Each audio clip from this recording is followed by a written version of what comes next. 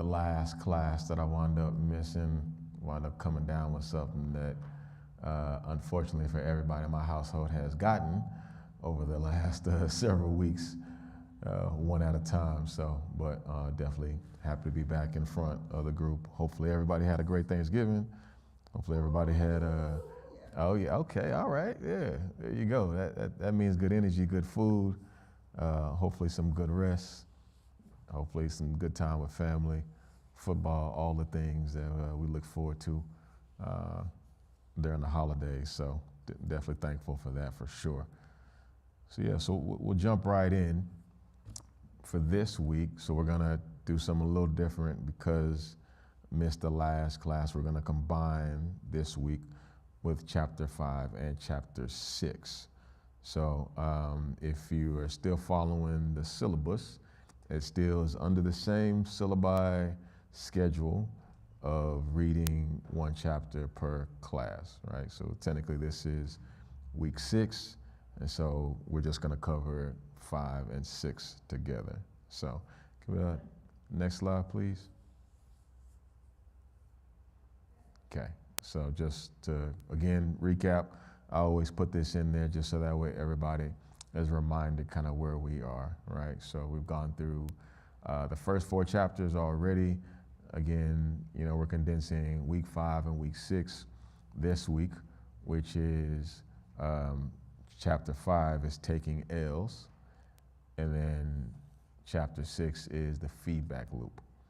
Those are the 2 chapters that we'll be covering today. Okay, so, and the midterm is already up.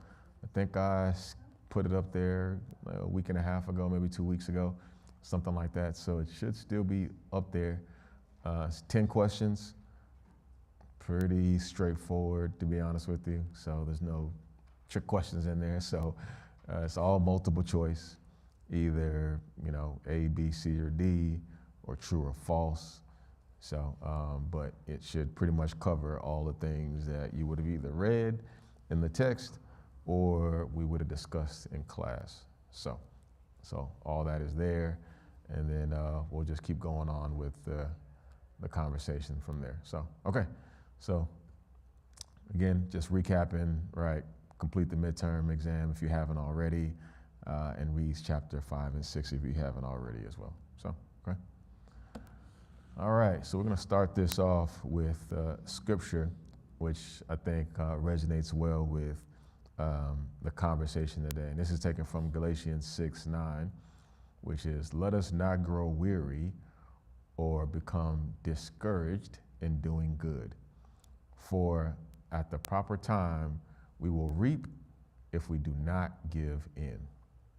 All right, so I'm going to read that again. "Let us not grow weary or become discouraged in doing good, for at the proper time we will reap if we do not give in," right?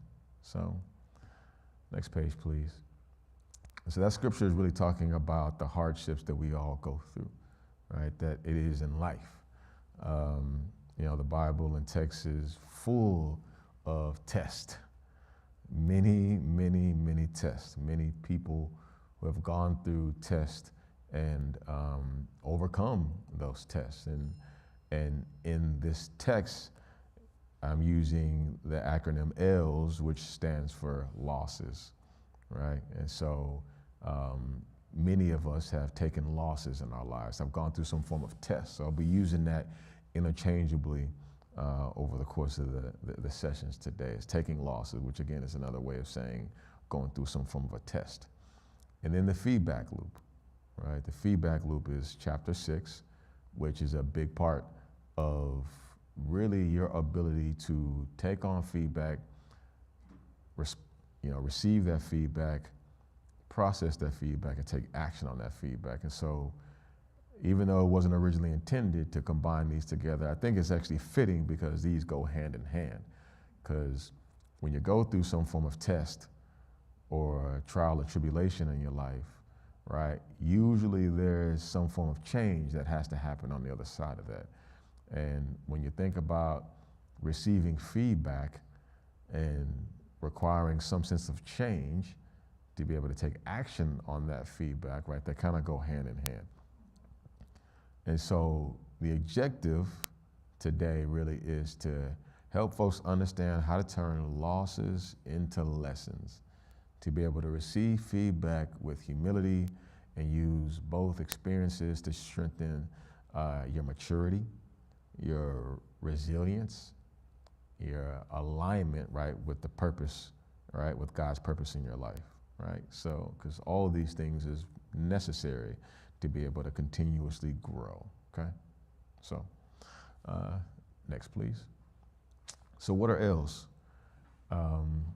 Again, using the word test, what are L's? And I provided a couple examples. I think most of us, if you haven't gone through a test in your life, you haven't lived long enough, right? So, as the folks say, right, keep on living. There's a couple examples in here that I've provided as examples of what L's could look like. From a work perspective, this could be missed promotions, right? You go to work, you've been working hard, you go out for a promotion, and you don't get it, right? That could be considered an L.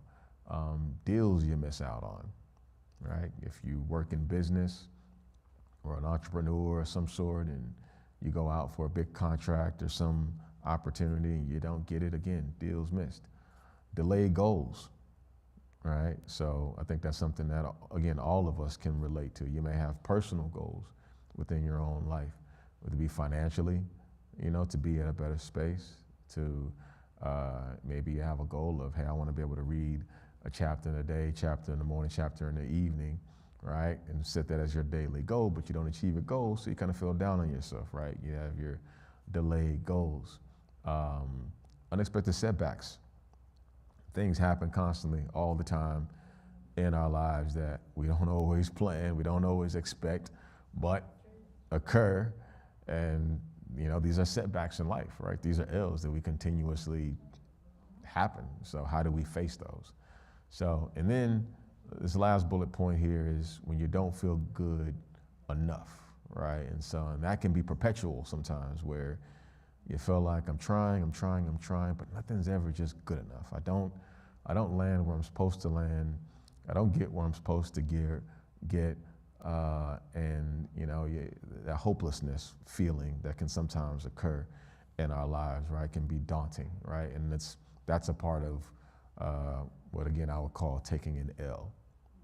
So, but L's are important. L's are important. L's are a part of winning, right? Winning in life, winning in all the different perspectives that we're trying to achieve in our lives. And so I don't think anything is really worthwhile in life without having to go through some form of trial or tribulation. So I really equate losing to winning, okay? And so some examples here of what losses teach us: patience, humility, right? Resilience, endurance, self-awareness. And I love this last point, dependency on God, right? And so, which is extremely necessary because, again, when you go through a test, right, it tends to test your faith, right? And so when you realize that I'm not really in control and you have to leave it up to God's hands, right, you recognize how much you need God in your life to be able to get through the test that you're trying to get through, right? So, so even though L's and losses are uncomfortable and nobody really wants to go through them, right? But they just are a necessary part of the journey that is life, right? It's a necessary part of the journey that is life. And so, a couple other things that are written in the book that I felt important to highlight too. So, is, recognizing L's is a mindset to me, right? It truly is a mindset. And something I talk about in the book is having a fixed mindset versus a growth mindset. And so textbook will define a fixed mindset as a characteristic where someone who sees you know, the glass half empty, right? You know, you've heard of the phrase having a glass half full versus a glass half empty, all right? Someone who is has a fixed mindset, right, will look at a glass as being half empty. Someone with a growth mindset, well, the glass is half full. And when you go through something tough, right, and it's hard on you, depending on how you respond, right, will often determine your trajectory in a lot of ways, right? And so recognizing when you're going through losses in your life of, you know, do I have a fixed mindset about this or do I have a growth mindset? I think it's good to understand, right, on how you're approaching things, right? Because when you, again, using one of these examples, when you have a delayed goal, you know, a fixed mindset person may say that, you know, I told myself I was going to lose 20 pounds this year, right, in 2025. Fixed mindset person may say, I'm never going to lose this weight, right? I tell myself this every year. I go through this same thing all the time, and I'm not going to do it. What's the point? Why even try? Versus the growth mindset is, okay, you know what? I didn't lose the weight that I told myself I was going to lose, but you know what? The year's not done. Let me start with where I'm at, and I'm gonna just do the best I can. And then in the new year, I'll be better, right? I'll be better, right? And it's a clear difference with the approach.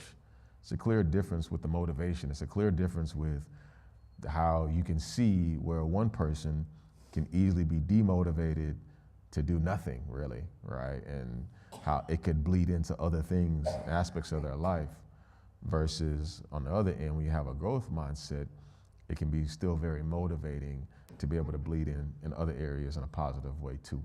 So, so recognizing when you are having tests in your life or going through potential losses in your life, thinking about your mindset.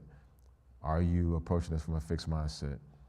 Are you approaching this from a growth mindset is so key, so critical, right, to honestly anything and everything that you do, right? So, next slide, please. So the self-reflection and perspective, I think it's important to always continue to come back to the self-reflection piece. And I always ask questions around this, and I put a few of them here so that way folks can think through these questions, right, on whether you're in a fixed versus a growth mindset. So a couple of them here. You know, what loss shaped you the most in your life? When you think about losses, when you think about the self-reflection piece, because we all usually have something in our lives that really kind of, that one thing in our mindset that has happened in our lives that have really changed how we view our perspective. And so when you're trying to evaluate your approach, is there something big in your life, a big L in your life that really changed things for you? You know, it's kind of almost like some self-therapy, right? When you're going through it, which is why I throw this in as a question of what L has really shaped you the most in your life. Think about that. You know, when you some other questions in here, you know, how resilient were you getting through that? You know, what did that reveal to yourself about you? You know, did you have some sense of maturity in growing through that aspect as well?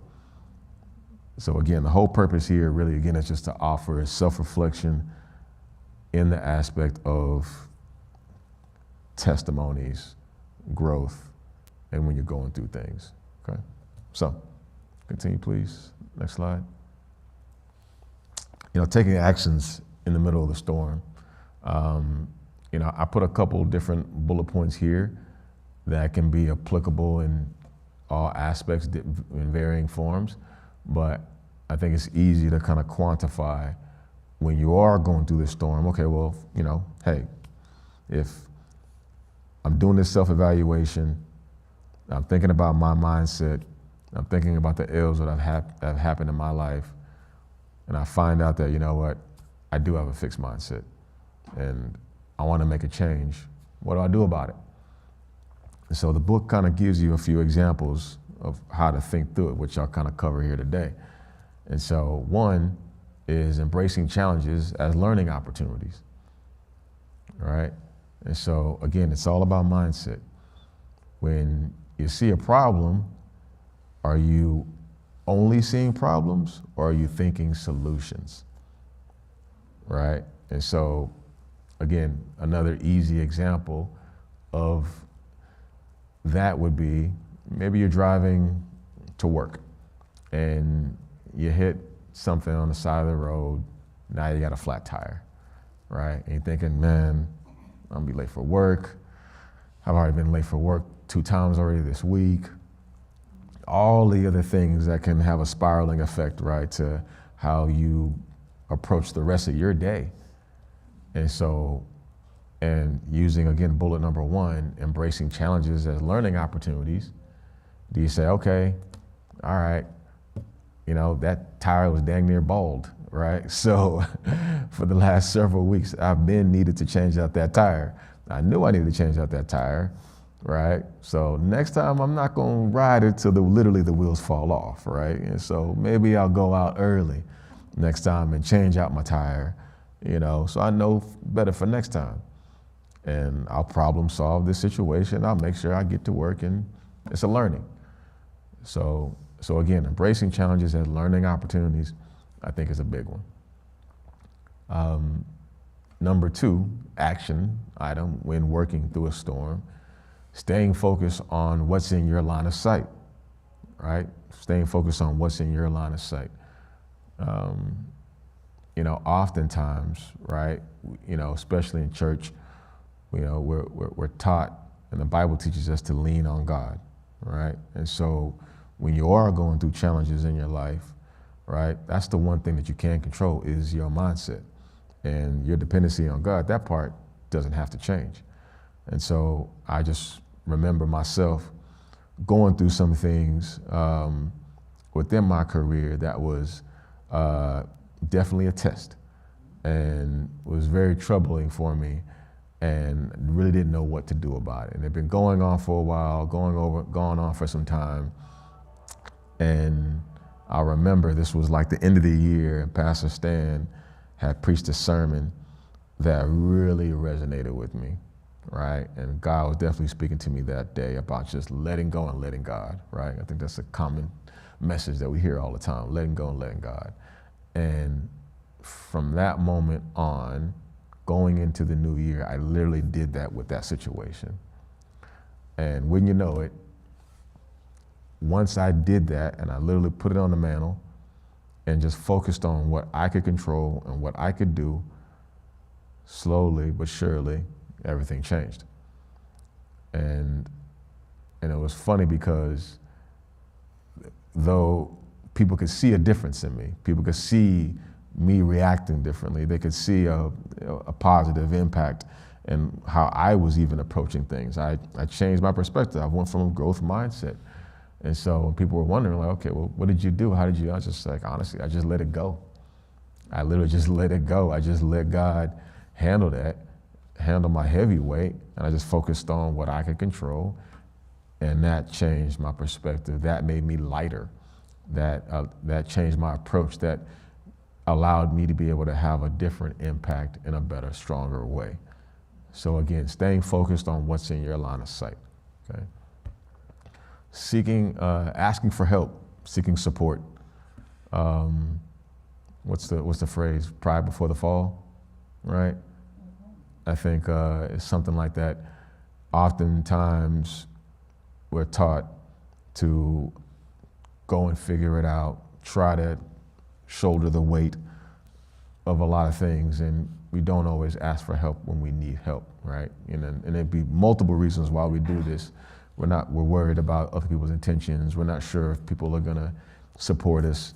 We don't feel like we can ask for help, right? But being able to speak up and ask for help is truly a superpower. So, and recognizing that none of us are walking this life journey by ourselves, and that we all need help. To our brothers and sisters, to the side of us, in front of us, nothing in this life is done really all by ourselves. We don't have church by ourselves, right? And so we all work in tandem together to be able to make these things happen, right? So asking for help is not, you're not less than by doing so. I think it's important to remind ourselves of that, pour into ourselves in that aspect, and recognize that that is a superpower, right? Asking for help and reaching out when you need it is important and a big deal. Yes, ma'am.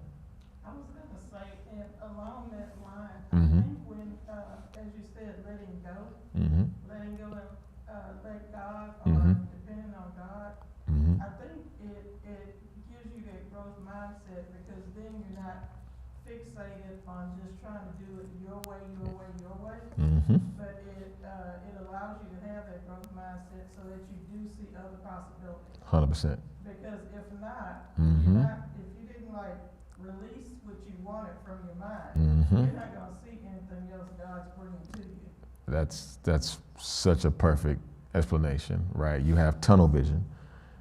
Mm-hmm. You're so, again, the glass is half empty, right? You can't see that you got a whole half a cup of water in here. You talk about you're thirsty, but you got water right in front of you. But it's hard to see past that when your mindset is so fixated. But when you let go, let God, you recognize that you already have abundance right in front of you. You have a whole half full cup, and you can have more runneth over, right? Once you recognize the blessing that you already have in front of you. So, but no, 100% agree. And then action number 4, when going through a storm, setting new goals and following through. I gave the example earlier about if you had a plan or a goal to, lose some weight or get yourself a little bit more healthy. And, maybe it's you recognize that I got less than 30 days in 2025. And I set a bunch of goals, but hey, I didn't reach the goals that I planned. But recognizing where you are today and setting some new goals and saying, you know what, hey, I didn't reach what I wanted to reach. What did I learn by that? Why? What were my barriers? And how can I set some new goals, something I can achieve, something I can feel proud about, right, today? And so maybe, hey, I'm not gonna hit 20 pounds in less than 30 days, but you know what I can say is I can get up and do some walking, right, every morning. I can do maybe, right, some, consistent aerobics. I can eat a little more healthier, right? I can set small wins lead to big wins. Small wins lead to big wins, right? And so when we set these incremental goals for ourselves and we reset those goals, right, that gives us positive reinforcement that we're on track. They're on track, right? And so eventually they lead to the big goals. So again, setting new goals and not being afraid to reset those goals that makes sense for you and where you are in life, there's nothing wrong with that. So, make sense? Yes. Okay, awesome.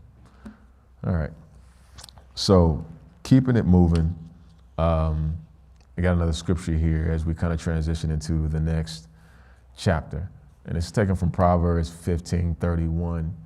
The ear that listens to and learns from the life-giving rebuke, which is another word of saying reprimand, will remain among the wise. He who neglects and ignores instruction and discipline despises himself. But he who learns from rebuke acquires understanding and grows in wisdom. Right? So it's Proverbs 15:31. So next slide, please. And what that verse is saying is you can't be beyond reproach. The person that is unable to be corrected, right, or unable to be, disciplined right, in some degree, right, you're gonna struggle, right? You're gonna struggle, and a way that I like to think about that is, are you coachable? Are you coachable? Right? Are you coachable? I think when often people if they were to ask themselves that question, okay, am I coachable? Most people would probably say yes. But personally, I don't know that you can ever answer that question yourself.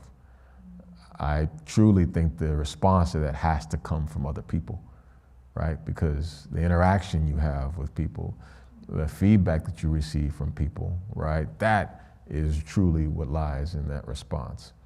And so, are you coachable? When people try to give you feedback, give you possible correction, give you advice, are you able to receive it? Or are you a know-it-all? Or are you harsh, resistant, right? Tough to talk to, goes on deaf ears, don't follow through, right? All these other words that we know and recognize, but don't always put together and how that translates to different aspects of our life. And so, I put a couple bullets up here on, feedback, and, that whole chapter is the feedback loop, and we'll talk about that a little bit later on. But why feedback matters. And there's a couple, reasons why it matters, right? One, feedback strengthens us. It's important. It's having discernment, of course, is very key, and understanding that feedback in all forms is not necessarily the feedback that you should always take on, right? But good feedback, reinforcement feedback, positive reinforcement, criticism, right? Even though it may sometimes not feel good, but still good to hear, is important because it creates awareness. Right? It helps build character, right? I got 2 kids. I talk about my kids all the time, right? And so continuously giving them feedback is extremely important, right? And constantly correcting their actions, right? So that way they grow up to be, productive human beings is important, but it starts now, right? So discipline. Having influence, right? So think about it, right? Approaching someone who you believe is will receive your feedback, you're more inept to listen.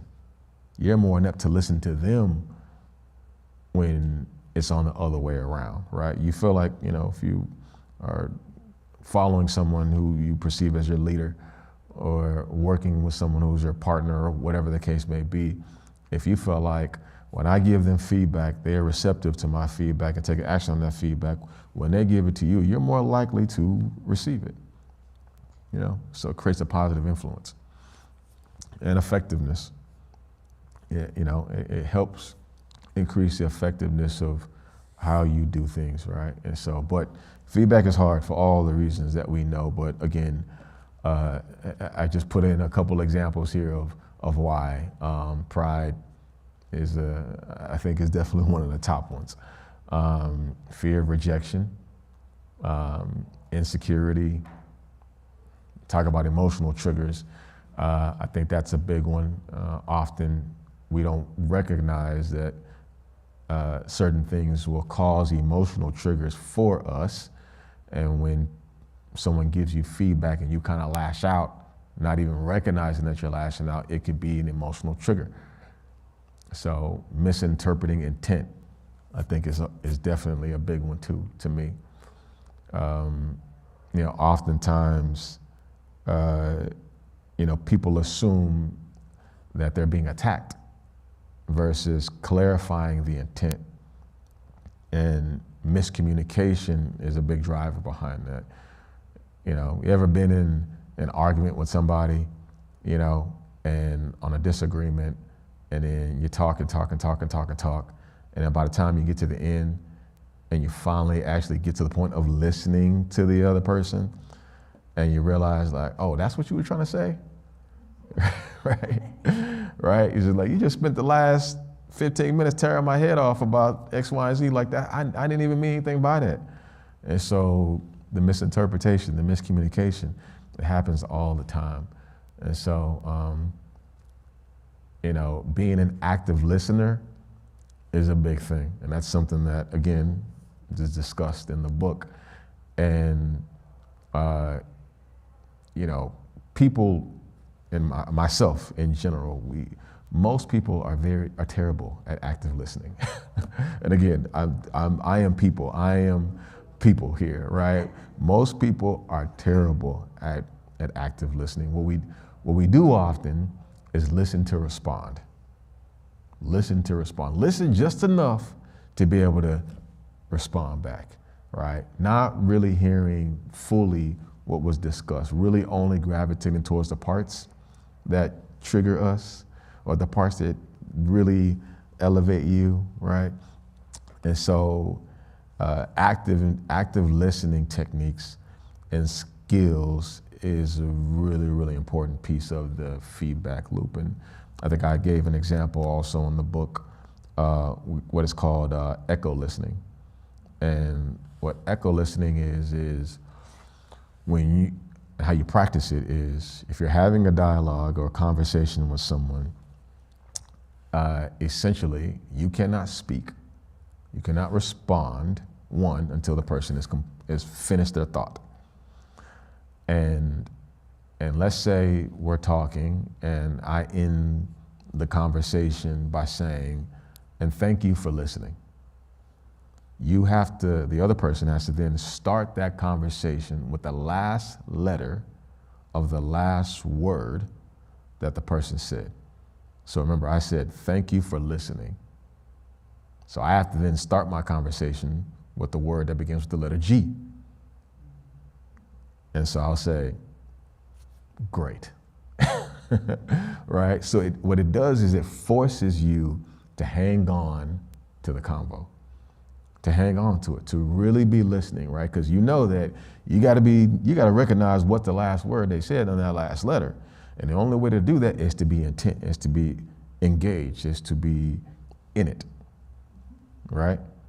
Right? So it's a practice that I think all of us, again, myself included, could all practice and get better at, right? Yes, ma'am. So are you taking notes as they're speaking?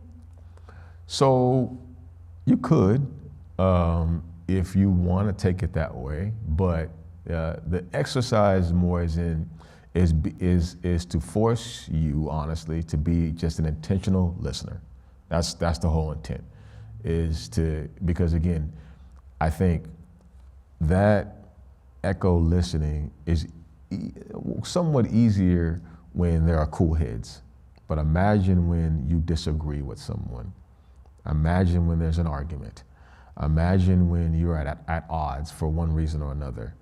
That is when that test is probably the most challenging, right? And so, but if you can do it in those circumstances, imagine how you'll be able to apply that in all other circumstances. So if anything, when I discovered this, this lesson, and I fail at this all the time, when I try to apply it, I try to do so when there's a disagreement. So as you can imagine, it usually happens at home, right? So, but again, that's a part of this active, ongoing, self-improvement, right? The journey that we're all on, right? So does it make sense? Yeah. Okay. All right, awesome. So yeah, the feedback loop here. The feedback loop as described in the book is, one, the ability to receive the feedback, right? So, communication is a two-way street, right? So you got the sender and the receiver, right? And so if you are the receiver, someone is giving you feedback. So there's the feedback portion first, is the first portion of that loop, right? And then the next prong is your ability to process that feedback. So you're listening, someone's giving you feedback, they're telling you some things, et cetera, and then your ability to process it. Like, what are they saying? What do they mean by what they're saying? How are you interpreting this, right? You're processing this feedback. Then oftentimes with people, again, myself, I'm people, those first two usually aren't much of an issue. Most people can deal with being able to receive feedback and process feedback. It's the next two that we struggle with, honestly, the most. One, taking action on that feedback, right? Because now you've received it, you've processed it, now you must do something with it. You must take action on it. Not just listen and walk away and say, I disagree, move on. But no, you processed it. There was some action that was more than likely required from that feedback. Now you have to go do something about it, right? You have to go do something about it. And so taking action on that feedback is often where people fall off. And then the last prong, right, is circling back, closing the loop. So coming back to the person and saying, hey, I listened to the feedback you gave. I thought about it, I processed it. You know what? I said, okay, you know what, you're right. When you bring up X, I do tend to jump off the handle, right? I do tend to argue with you about these things versus maybe seeing your side. So I decided that in order to, get better at listening, I researched some ECHO active listening training. I spent 15, 20 minutes for the last week practicing with others. Now I'm coming back and I want to practice with you. And so the feedback loop is continuous because when the person receives that feedback, right, they're going to get a reaction out of them. They're going to say, oh, well, one, thank you for acknowledging me. Thank you for listening, for taking action on it and demonstrating that with me. And they'll probably give you some more feedback, right, to continue that process. It's probably going to be positive to say, hey, this was great, thank you, awesome, or maybe not so much like, you listened, but you didn't really listen, right? And so then the loop never stops, which is why it's a continuous loop. It never stops, right?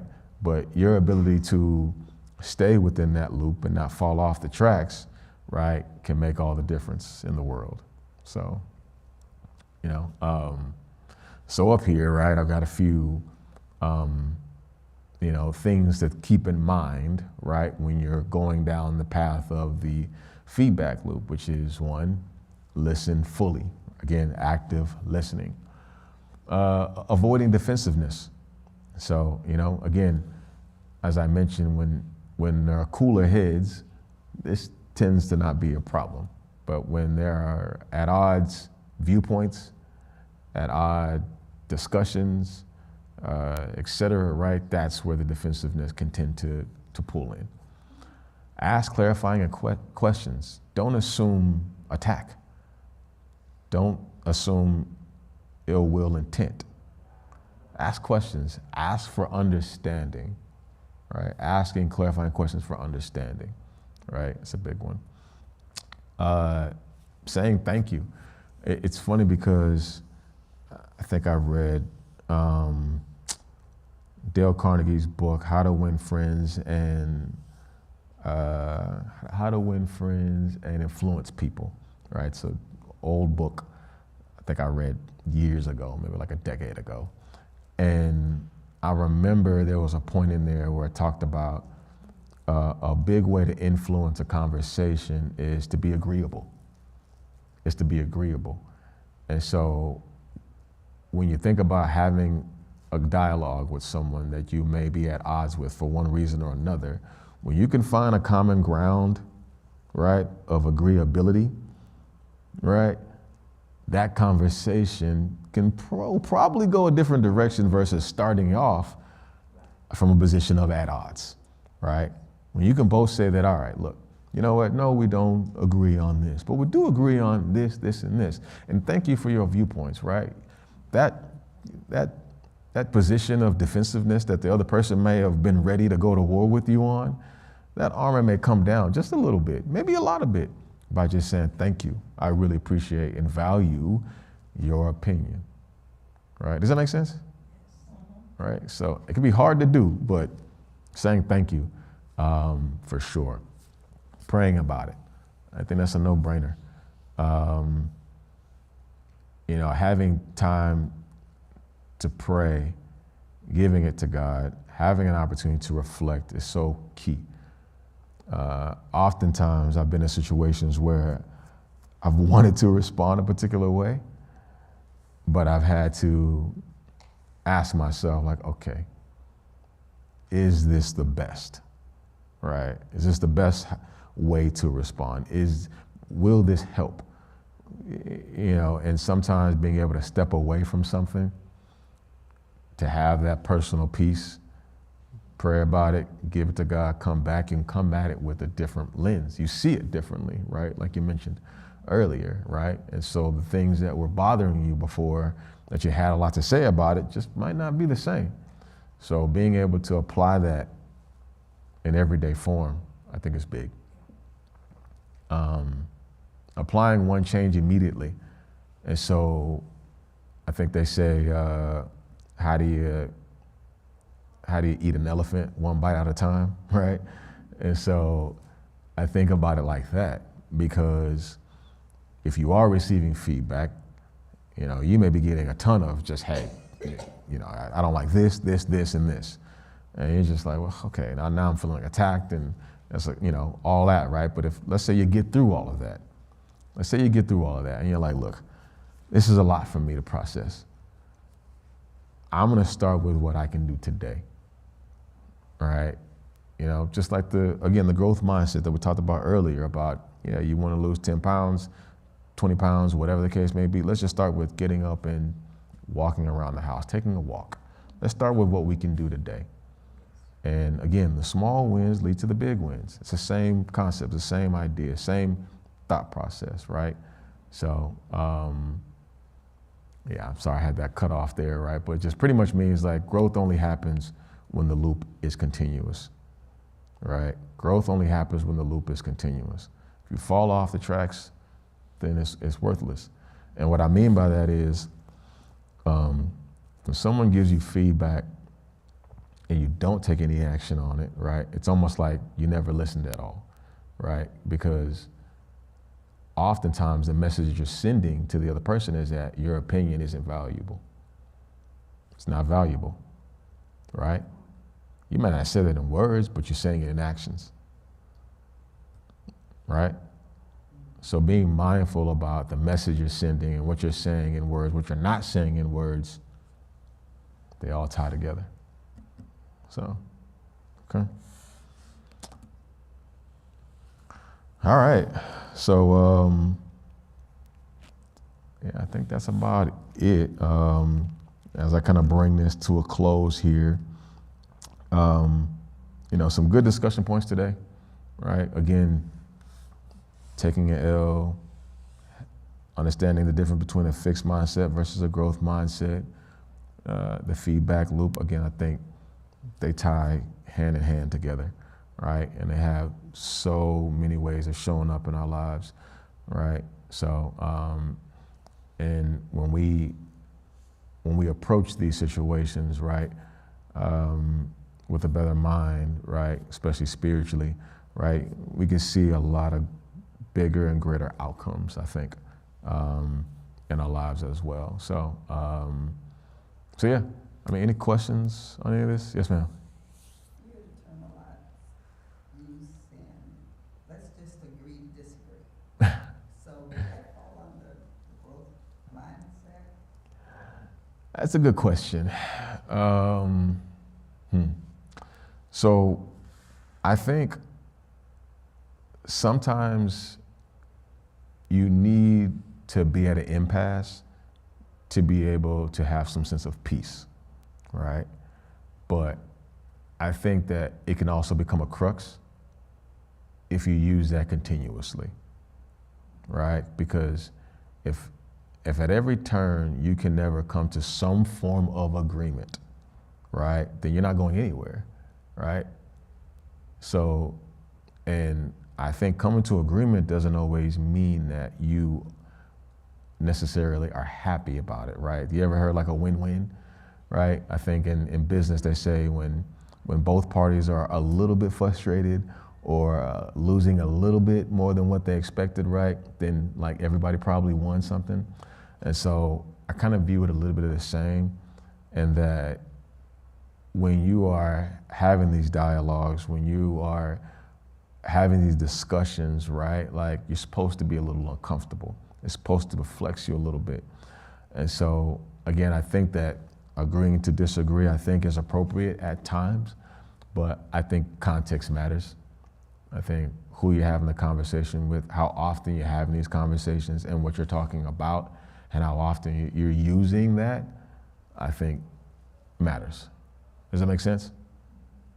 So, okay. Any other thoughts, feedback? I enjoyed that story, Acre of Diamonds. Acres of Diamonds? Yes, yes. Now that was a good one. That one was told to me, which I thought was a great story. So I learned that story, and I had to put that in a book too. So it was a cool one. So awesome, cool. All right. Anything else?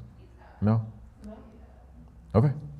All right. Well, I guess I'll close with a quick prayer, and then we can get up out of here. So, Lord, thank you for the opportunity to fellowship today in this house, and thank you for everyone that was able to attend today, and for the folks who are listening online. As we reflect on our ability to receive feedback, our ability to work through and push through tests that will come in our lives, I pray for strength. I pray for understanding. I pray for opportunities to try again in every aspect of our lives. And so as we internalize this information, as we take on these conversations, and I pray that we are able to apply these new learnings in new ways. And I pray that it shows up in every aspect of our lives, in ministry, in work, with our families, in our finances, etc. And so thank you again for the opportunity today. In the name of Jesus I pray. Amen. All right.